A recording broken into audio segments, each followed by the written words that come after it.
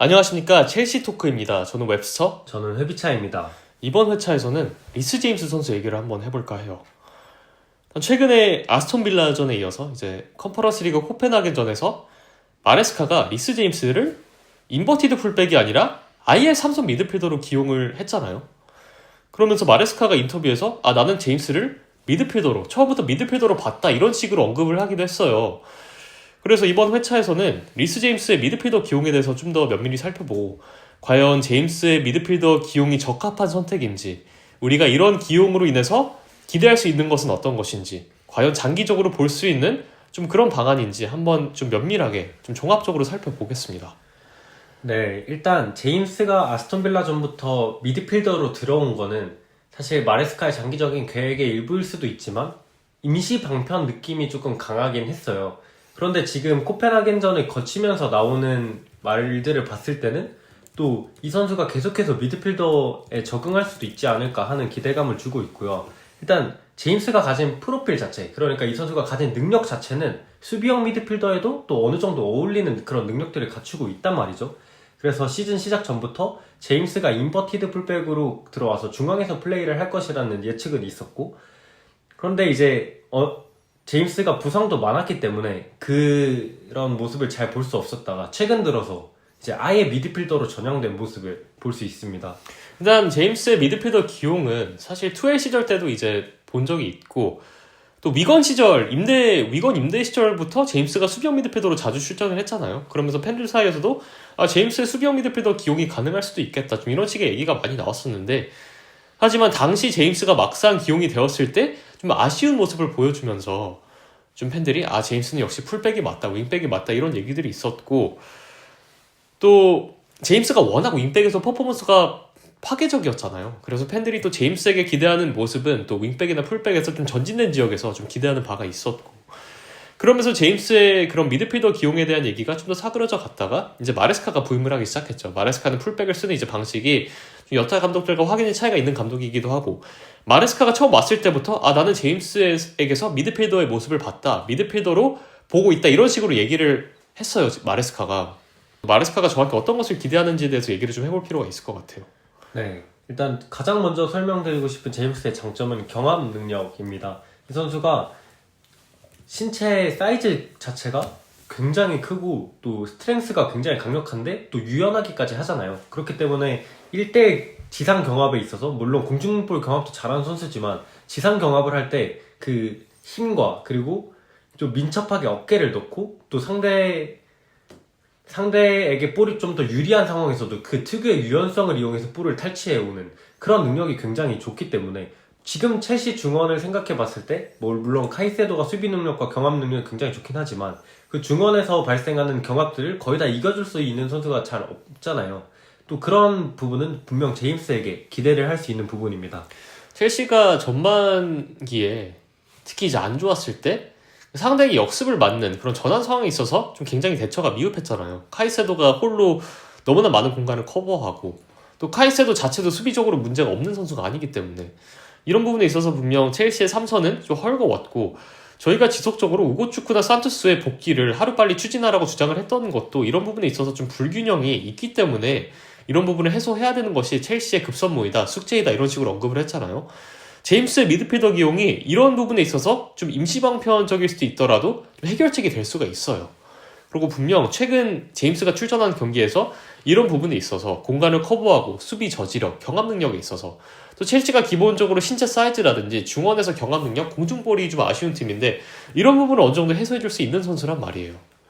네, 또 수비적으로 봤을 때 제임스는 그렇게까지 도전적인 수비 성향을 가지고 있는 선수는 또 아니에요. 그렇기 때문에 중원에서 위치를 잡아주고 또 패스기를 어느 정도 차단해주다가 또 본인의 본인의 공간 안에 들어왔을 때는 경합을 통해서 볼을 따내줄 수 있는 그런 좀 6번에게 기대되는, 6번에게 어울리는 수비도 어느 정도 기대를 해볼 수가 있습니다. 물론 이제 제임스도 아직 발전해야 되는 부분이 많고 저희가 차차 얘기해 볼 테지만, 이제 수비 능력 자체가 굉장히 좋은 선수인 것도 맞고, 기본적으로 첼시 미드필더들과 비교해서 조금 더 센터백스럽게 수비가 가능하다는 것이 장점이에요. 특히 카이세도가 박스 앞 공간을 제대로 저지해주지 못한다던가 기본적으로 프레임 자체가 작은 선수이기 때문에 해당 공간에서 위력이 조금 떨어지는데 제임스는 반면 코펜하겐전에서 좀 박스 앞에서도 수비를 해줄 수 있다. 좀 이런 부분을 좀 보여줬거든요. 센터백이 이탈을 할 때 그 공간을 메꿔줄 수 있고. 하지만 아직까지 등 뒤로 확인하는 시야라든지 좀 뒷공간으로 쇄도하는 선수에 대한 마킹 미스, 마킹 이런 부분에 대한 미흡한 모습을 한번 보여주긴 했어요. 그래서 그런 부분에 있어서 좀 미드필더적인 수비 역량을 끌어올려야 될 필요는 있겠지만 기본적으로 가진 능력치랑 프로필 자체가 기존의 첼시 미드필더들이랑 조금 차별화가 되어 있기 때문에 분명히 메리트가 있는 기용이라고 생각을 합니다. 그리고 또 제임스 하면 수비도 수비지만 공격력이 엄청 대단한 선수잖아요. 그래서 미드필더를 이 선수를 배치를 했을 때 와이드 센터백에 있을 때보다 더 많은 공격적인 이런 장점들을 활용할 수 있을 것이라고도 볼 수 있는데 또 어떻게 생각하시나요? 일단 저는 이 얘기를 좀 해보고 싶어요. 제임스가 공격력이 아주 특출난 선수입니다. 그래서 투엘 시절의 첼시의 경기를 시청했던 분들은 제임스의 윙백 기용을 아직까지 잊지 못하실 거예요.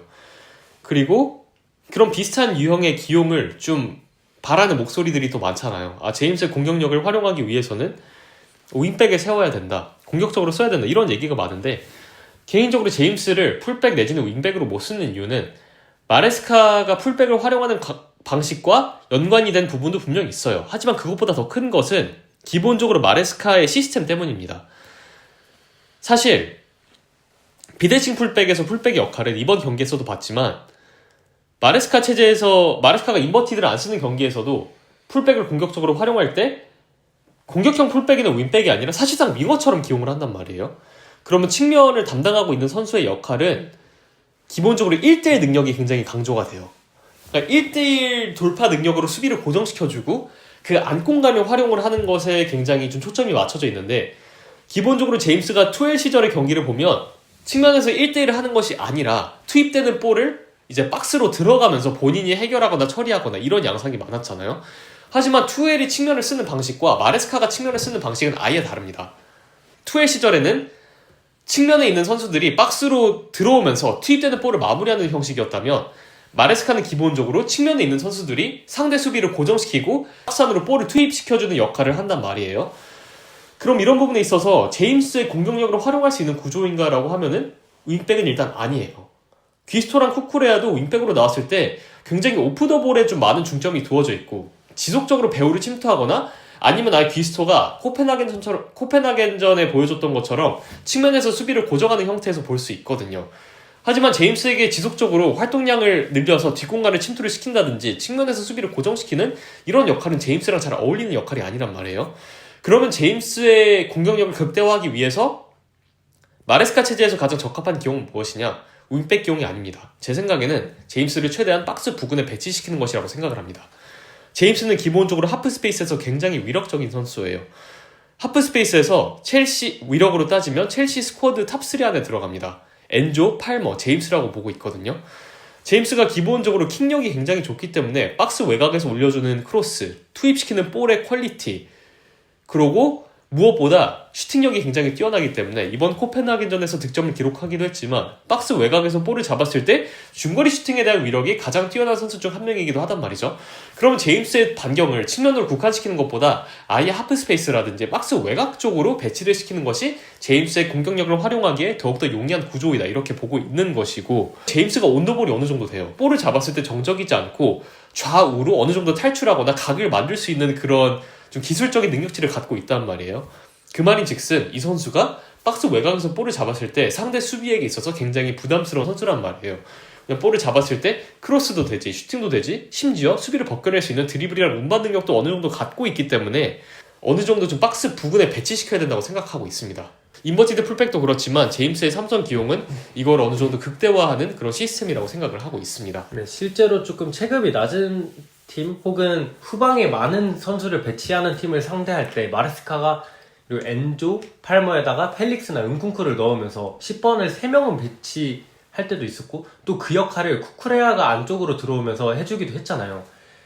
이처럼 굳이 엔조, 팔머 중에 한 명을 빼고 제임스를 거기에다 투입할 필요도 없이 이 두 선수가 있는 가운데 제임스를 또 하프 스페이스로 자주 침투를 시키는 것도 좋은 방법이 될 것이라 보고 있고요. 또 마레스카가 완전히 선수들을 완벽히 고정하는 것까지는 아니지만 어느 정도 선수들에게 볼을 받는 위치에 대한 매뉴얼을 정해주는 감독이지 않습니까?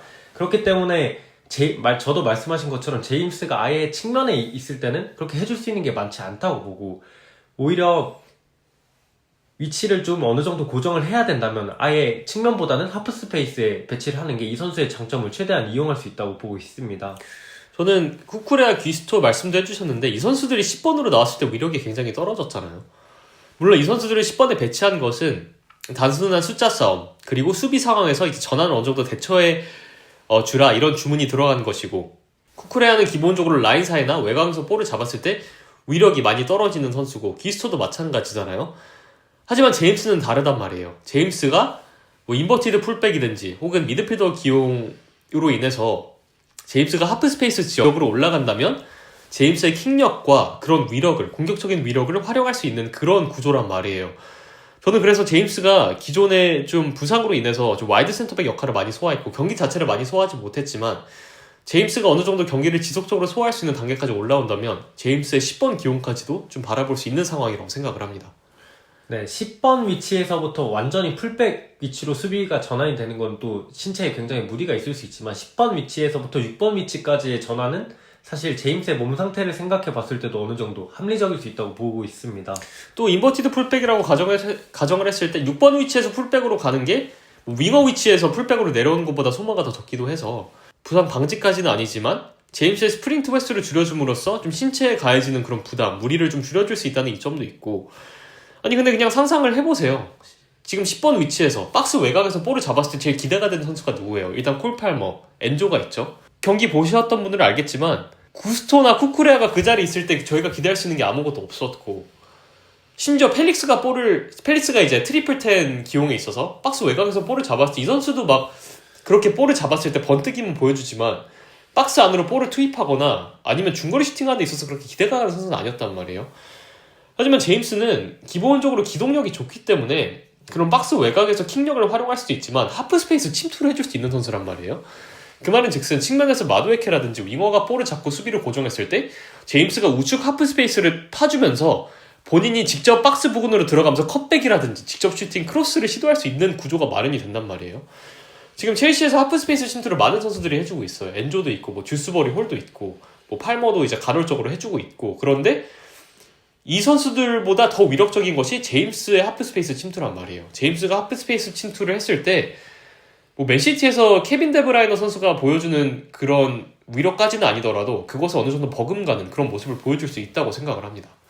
왜냐면 킥력이랑 그 기동력이 너무 좋아요. 그렇기 때문에 분명히 상대 수비 입장에서 그 센터백 풀백 사이를 그 틀어 막는 것에 대한 그런 부담을 선사할 수 있는 선수라고 생각을 합니다. 네, 실제로 마레스카가 프리시즌에 보여주던 모습을 보면 이제 왼쪽에 좀 선수를 많이 배치시켜 놓고 이제 연계를 잘하는 선수를 배치해 놓고, 또 오른쪽에는 마두에케가 아이솔레이션을 주고 마두에케가 볼을 잡았을 때 10번 위치의 선수들이 또 직선적으로 하프 스페이스 침투를 가져가면서 또 여러 공격 루트를 만들었던 바도 있습니다. 그렇기 때문에 이 제임스의 가장 위력적인 것을 활용하는 면에서도 그렇고, 마레스카 체제에서의 그런 공격력 강화에서도 그렇고, 제임스를 오른쪽 하프 스페이스에서 많이 놀 수 있게 배치하는 게 분명 공격적으로 어느 정도 해답이 될 수 있습니다.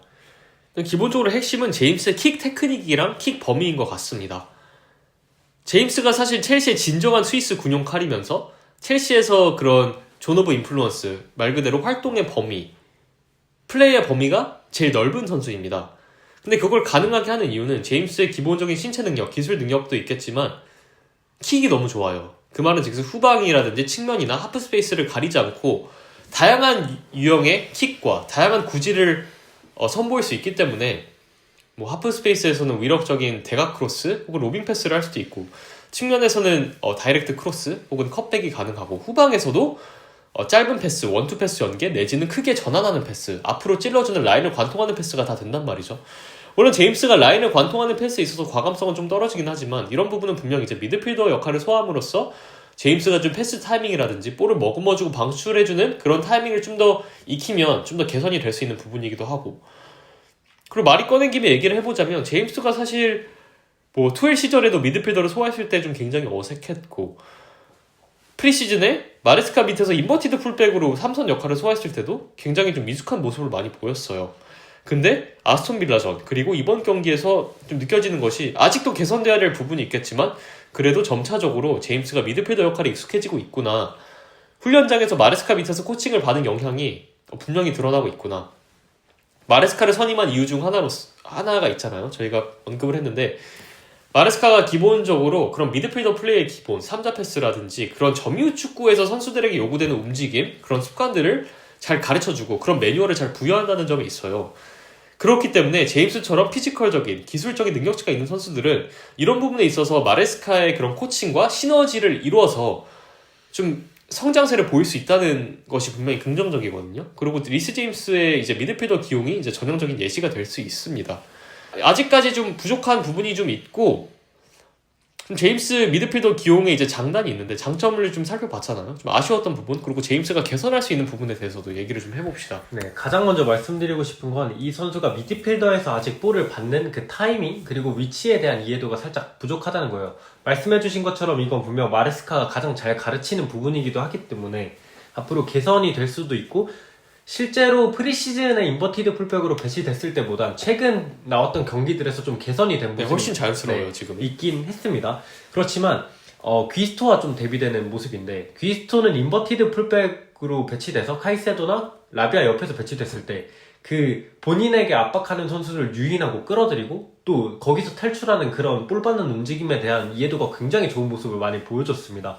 그런 것에 비해 일단 제임스는 귀스토보다는 볼 받는 상황에서 조금 정적인 성향이 있어요. 그렇기 때문에 코펜하겐전 전반전에 답답했던 이유 중 하나도 사실 카이세도와 제임스가 볼 받는 상황에선 좀 어느 정도 정적인 특성이 있기 때문이었단 말이죠. 물론 이건 제임스의 짝이 누가 되냐에 따라서도 굉장히 달라질 수 있는 부분이고 앞으로 개선이 될 수 있는 부분이기도 하지만, 조금 더 팀적으로 후방에서 다이나믹한 빌드업을 하기 위해서는 제임스의 이 볼을 받아주는 타이밍에 대한 이해도도 개선이 필요할 것으로 보입니다. 제임스가 볼을 받아주는 타이밍에 대해서 좀 소극적인 부분이 아직도 있고, 무엇보다 이 소극적인 부분이 어디서 드러나냐면 볼을 받고 돌아서는 데 있어서도 아직까지 자신감이 떨어지는 건지 과감성이 떨어지는 것인지 잘 돌아서지 못하는 모습을 가끔 보여줘요.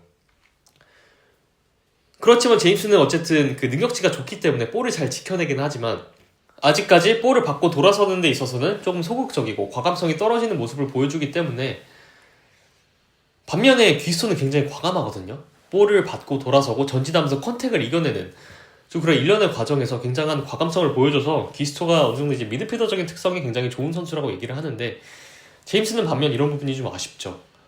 물론 프리시즌 때보다는 훨씬 개선이 됐습니다. 그래서 앞으로 제임스의 미드필더 기용이 첼시에게 있어서 장기적으로 좀 이득이 되려면 제임스가 이런 부분에 있어서 조금 더 성장할 필요가 있겠습니다. 그리고 기본적으로 저는 제임스가 아직 그러니까 완전한 6번이라는 생각은 안 들어요.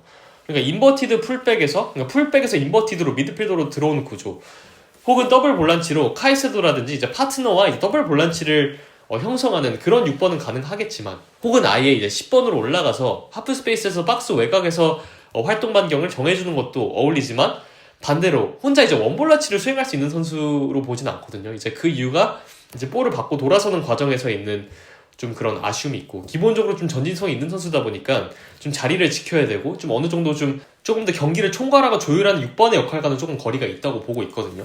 그래서 저는 제임스를 봤을 때 라비아랑 붙여줬을 때 굉장한 시너지를 발휘할 수 있겠다, 좀 이런 생각이 들기도 해요. 네, 라비아와 제임스가 서로 못해주는 걸 좀 상호 보완적으로 해줄 수 있는 조합이라는 생각이 듭니다. 라비아가 이제 6번 본연의 역할을 또 잘 수행하는 선수잖아요. 빌드업을 할 때도 그렇고 수비를 할 때도 그렇고, 다음 시즌에 합류하는 산투스 선수도 이제 6번의 본연의 역할을 그렇게 잘 수행해주는 선수이기 때문에 분명 제임스를 지금 당장 6번에 기용하는 거는 분명 파트너를 어느 정도 탈 것 같긴 합니다. 제가 봤을 때는 라비아 제임스 조합이 카이세도 제임스 조합보다 좋을 수 있어요. 그리고 산투스 제임스도 굉장히 좋은 조합이 될 수 있습니다. 어떻게 보면 제임스의 미드필더 기용이 장기적인 방안이 될 수 있냐라는 부분에 대해서 이제 얘기를 해볼 텐데, 제임스는 좀 카이세도랑 겹치는 특성이 어느 정도 있다고 봐요. 포지션 상으로. 그렇기 때문에 두 선수가 좀 경쟁자가 될 수 있다는 생각이 좀 있어요, 저는. 특히 이제 미드필더가 좀 어느 정도 뎁스가 넉넉해지고 포화 상태로 돌입한다면 리스 제임스와 카이세도는 파트너임과 동시에 경쟁자가 될 수 있다고 생각을 합니다. 네, 저희가 지속적으로 말씀을 드렸던 포인트 중 하나가 이제 장기적으로 인버티드 풀백 구조를 활용해서 카이세도죠. 카이세도의 인버티드 풀백 구조를 활용을 해서 중원에 4명의 선수를 배치를 하는 방안을 말씀을 드렸었는데 이제 제임스도 그 역할을 수행할 수 있게 됐으니까 이제 두 선수의 경쟁도 확실히 예상을 해볼 수 있을 것 같습니다. 자, 그럼 제임스의 미드필더 기용에 대해서 얘기를 좀 해봤는데 이 선수를 미드필더로 기용하는 것이 좀 장기적인 계획이 될 수 있다고 보시나요? 저는 장기적인 계획이 될 수 있다고 봅니다. 이제 저희가 최근에 페드로 네투 선수가 전방에서 와이드 포워드 역할을 수행하면서 좀 희망을 봤잖아요. 이 희망이라는 게 지금 첼시가 당장 겪고 있는 이 어려움을 어느 정도 완화해 줄 수 있는 것이라고도 볼 수 있지만 이 네투 선수가 첼시의 구조에서 오히려 윙어보단 전방에서 살아남을 수 있는 그런 역량을 또 갖췄기 때문이라고도 볼 수 있는데 이제 제임스도 보면 분명 와이드 센터백이나 또 직선적인 풀백으로 배치가 된다고 하더라도 1인분을 확실히 해줄 수 있는 선수잖아요. 그렇지만 이 선수의 최대의 장점을 활용하기 위해서는 마레스카의 시스템에서는 측면 비대칭 풀백이나 와이드 센터백보다는 또 중앙으로 들어왔을 때 제임스의 그런 장점이 최대로 활용될 수 있지 않을까 이렇게 생각을 합니다. 저는 좀 반반인 것 같아요. 일단은 지금 현재 미드필더 뎁스가 좀 부족하고 불균형 문제를 지속적으로 안고 있는 와중에 제임스가 첼시의 불균형 문제, 저희가 계속해서 언급해왔던 불균형 문제를 어느 정도 해소해줄 수 있는 선수라고 생각을 해요. 그리고 그걸 해소해줄 수 있는 기용이 제임스의 미드필더 기용이고 그리고 이런 점을 분명 아스톤 빌라전에서 어느 정도 경기를 치긴 했지만 어느 정도 보여줬다고 생각은 합니다. 하지만 동시에 첼시의 불균형 문제는 이제 여름에 해결이 될 거라고 보고 있거든요. 그때는 분명히 보강이 있을 테고 또 산투스 선수는 이제 복귀가 기정사실화됐고 또 우고축구 선수까지 복귀를 할 수 있고 또 라비아 선수도 이제 부상에서 복귀를 하잖아요. 이런 점들을 봤을 때 미드필더 뎁스가 넉넉하기 때문에 굳이 제임스를 미드필더로 기용할 필요가 있느냐에 대한 질문에 대해서는 저는 좀 반신반의한 것 같습니다. 일단은 제임스가 기본적으로 와이드 센터백 역할을 잘 수행을 하잖아요. 그래서 포파나라든지 바디아실 선수의 부재 속에서 제임스가 와이드 센터백 역할을 잘 수행해주는 것이 굉장히 팀에게 도움이 될 수 있고 근데 여기도 미드필더 문제랑 좀 마찬가지긴 하죠. 여기도 와이드 센터백, 포파나 바디아실이 잘 복귀를 하고 또 보강이 이루어진다면 제임스가 굳이 그 역할을 맡을 필요가 없게 되니까 그러면 또 제임스를 또 한 칸 올려도 되겠지만 이거는 결국 팀이 필요로 하는 포지션이 무엇이냐 팀이 필요로 하는 역할이 무엇이느냐에 따라서 갈릴 것 같아요. 저는 개인적으로 인버티드 풀백 기용이 굉장히 매력적이라고 보는데 사실 이 부분은 카이세도도 해줄 수 있는 역할이고 팀 내 쿠쿠레야 귀스토도 있기 때문에 이거를 과연 플랜 A로 가져가느냐? 제임스의 미드필더 기용 뭐 인버티드 풀백이든지 미드필더 삼성 기용을 플랜 A로 가져가느냐에 대해서는 아직까지는 좀 의문점이 있어요. 왜냐면 분명히 좋은 플랜이 될 수 있지만 굳이 그렇게 해야 되느냐에 대해서 이제 의문점이 있다는 것이죠. 왜냐면 그 역할을 잘할 선수들이 이미 많고 또 더군다나 내년에는 미드필더 뎁스가 어느 정도 충원이 되면은 제임스가 미드필더 역할을 소화할 이유는 그 당위가 더더욱이 떨어지기 때문이죠. 동시에 저는 제임스가 그 하프 스페이스에서 가진 위력이 어마어마하다고 생각하기 때문에 첼시가 이제 내년에 공격 루트를 좀 다양화하고 공격에 대한 파괴력을 올리고 싶을 때 제임스를 하프 스페이스에 배치함으로써 제임스가 뭐 좌측이든지 우측이든지 계속해서 외곽이나 후방에서 박스 안으로 볼을 투입시키는 그런 구조, 그런 공격 루트를 좀 마레스카가 고민할 거라고 생각을 해요. 그리고 제임스가 전반기에 미드필더가 아니라 와이드 센터백 역할이긴 했지만 좌측 센터백으로 나와서 좀 전진된 위치에서 반대 전환이라든지 뒷공간 패스를 계속해서 좀 투입을 시켜주면서 공격의 활로를 개척하는 역할을 해줬잖아요. 저는 이런 비슷한 맥락에서 제임스의 기용이 미드필더냐 수비수냐를 너무 따지기보다는 경기 양상에 따라서 경기의 성격에 따라서 제임스가 분명히 전진 배치되어서 박스 안으로 볼을 투입시키는 그런 역할을 맡을 가능성은 농후하다고 보고 있습니다. 기본적으로 엔조가 그 역할을 팀에서 소화해주잖아요. 그리고 뭐 후비차님도 말씀해주셨다시피 엔조의 위치 배치가 첼시의 공격 루트를 정의한다고 말씀해주셨잖아요. 그 부분에 대해서 한번 말씀해주세요.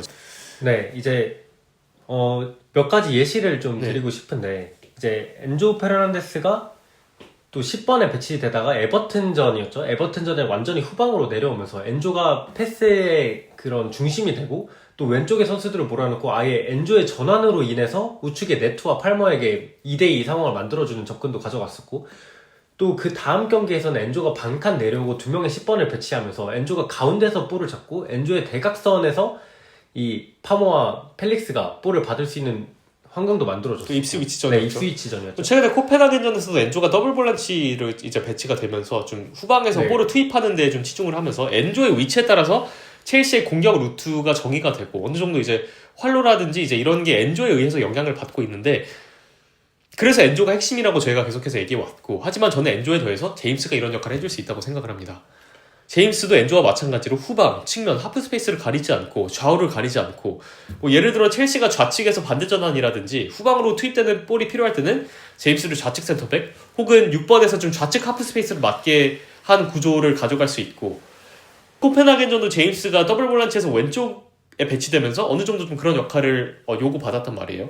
반대로 우측에서 뭐 대각선으로 반대 전환을 한다든지 얼리 크로스를 넣는다든지 아니면 하프 스페이스 깊숙이 들어가서 컷백이라든지 크로스를 올려야 되는 그런 역할이 요구될 때는 제임스를 우측에 배치하면서 그렇게 할 수 있고 어쨌든 제임스는 엔조와 더불어서 진정한 스위스 군용 칼로서 좀 첼시가 필요한 루트, 그런 볼의 움직임, 방향 등을 고려했을 때 이 선수들이 어떻게 기용되느냐에 따라서 첼시의 공격 루트가 좀 정해지고 첼시의 공격 루트가 다양화되는 것을 좀 기대할 수 있단 말이에요. 그래서 저는 제임스가 부상이 많고 아직까지 첼시 팬들에 있어서 좀 신체 상태에 있어서 좀 확신을 주지는 못하는 선수이지만 그럼에도 불구하고 핵심 중에 핵심인 선수다. 엔조와 제임스는 첼시 스쿼드에서 중심이자 이렇게 보고 있는 것입니다.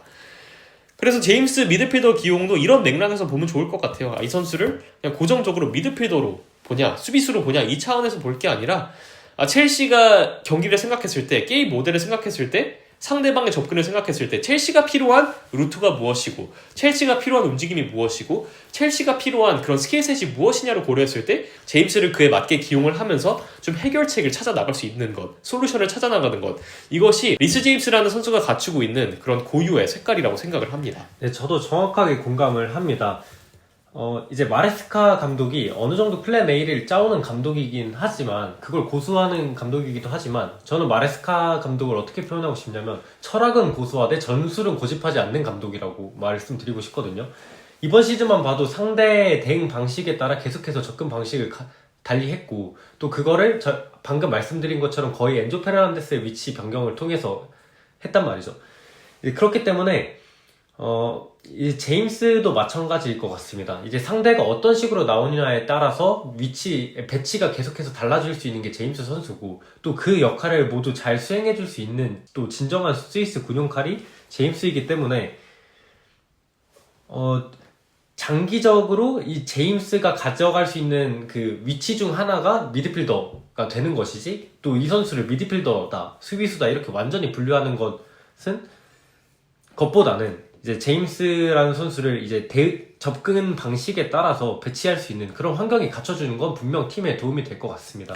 기본적으로 와이드 센터백 역할이 좀 소모가 적기 때문에 제임스의 부상 방지 혹은 신체 상태를 고려했을 때 좀 적합한 기용이라고 생각은 합니다만 뭐 제임스를 언제까지 이렇게 아껴 쓸 수는 없잖아요. 그리고 제임스를 뭐 측면에서 뭐 전방과 후방을 왔다 갔다 하는 것보다는 미드필더로서 좀 동선을 잡아주는 것이 좀 불필요한 스프린트를 이제 방지하면서 오히려 제임스의 기술적인 역량을 좀 극대화할 수 있는 좀 그런 기용이라고 생각하기 때문에 부상 방지라는 측면에 있어서도 좀 굉장히 좀 합리적인 기용이 아닐까 싶기도 하고요. 물론 이런 부분은 좀 저희가 쉽게 파악할 수는 없는 부분이죠. 제임스의 신체 상태라든지 제임스의 그 컨디션을 정확하게 파악하기는 어려운 부분이 있지만 그럼에도 불구하고 미드필더 기용은 여러 가지 측면을 고려했을 때 분명히 합리적인 측면이 있고 또 다시 한번 강조하지만 중요한 것은 이 선수가 미드필더냐 수비수냐 이렇게 고정적으로 바라보는 것이 아니라 이 선수가 갖고 있는 그런 정말 방대한 스킬셋이 팀에게 어떻게 이롭게 작용하느냐 이것이 핵심이라고 볼 수 있습니다. 후비차님은 이제 제임스 관련해서 좀 더 하고 싶으신 말씀이 있으실까요?